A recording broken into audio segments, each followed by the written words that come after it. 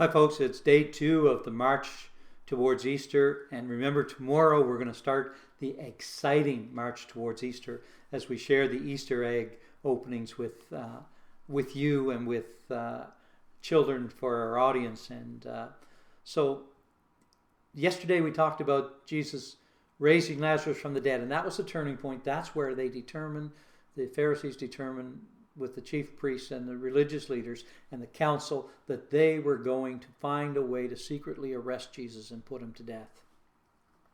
Well, he disappeared out into the area of Ephraim, and we're going to watch some of his march towards Jerusalem and some of the people he encountered along the way.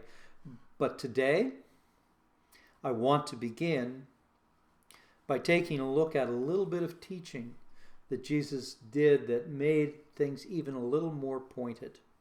It says, then Jesus told a story. You'll find this in Luke chapter 18, and this happened just after he had escaped Bethany and after the raising of Lazarus from the dead. We read this in Luke 18. Then Jesus told a story to some who had great confidence in their own righteousness and scorned everybody else. You ever met someone like that? They know they're good and they don't have much time for people who aren't as good as them. Sometimes we can almost begin to think that way because we go to church, but it's not true. And so Jesus tells this parable all the while looking and realizing he's headed to the cross. And he tells this short parable to make a very important point. 2 men went to the temple to pray. One was a Pharisee and the other was a despised tax collector.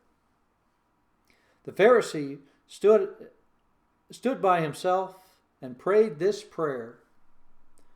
I thank you, God, that I'm not a sinner like everyone else. For I don't cheat, I don't sin, I don't commit adultery. I'm certainly not like that tax collector over there. I fast twice a week and I give 1/10 of my income to the temple. He's sounding pretty smug in his prayer. He's telling God how good he is and how fortunate God is to have him as a friend.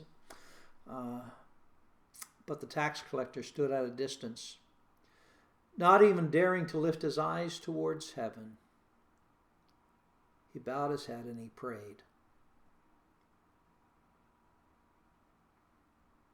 He beat his chest in sorrow, saying, O God, be merciful to me, for I am a sinner. I tell you, this sinner, not the Pharisee, returned home justified before God, Jesus said. To be justified before God, to be seen, to be in a right relationship with God, it's not about us boasting about how good we are. It's about acknowledging how broken we are and how much we need him. Here are Jesus' words on this thought today as we prepare to go to Easter. Hear Jesus say, not only to those who are gathered around him in the wilderness area of Ephraim, but hear him say to us today these words. For those who exalt themselves will be humbled, and those who humble themselves will be exalted. Jesus was on his way to the cross, and he knew that the secret to benefiting from what he was about to do was coming to the foot of the cross ourselves and acknowledging our brokenness, our sin, and our need for the forgiveness that Jesus would provide from the cross. Folks, as we make our way towards Easter, I invite you to take some time and pray that tax collector's prayer. Let God know how much you need him.